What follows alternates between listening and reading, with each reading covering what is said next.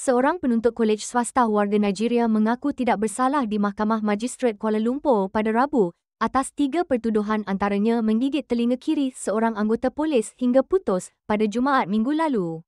Okenyehait Kelvin Obianke 38 tahun membuat pengakuan itu selepas pertuduhan dibacakan dalam bahasa Inggeris di hadapan 2 magistrat berasingan iaitu Magistrat Atikah Muhammad alias Muhammad Saim dan S. Majeswari.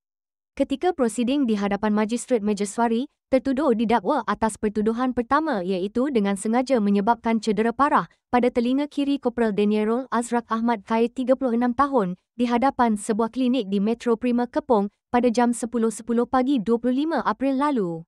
Dia didakwa mengikut Seksyen 325 Kanun Keseksaan.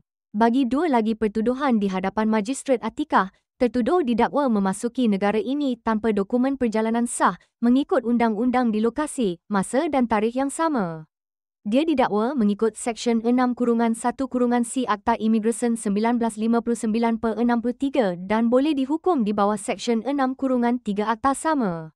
Bagi pertuduhan ketiga, dia didakwa memasukkan dadah berbahaya jenis benzo ke dalam badan sendiri ditandas Pejabat Bahagian Siasatan Jenayah Narkotik, Ibu Pejabat Polis Daerah Sentul pada jam 3 pagi 26 April lalu.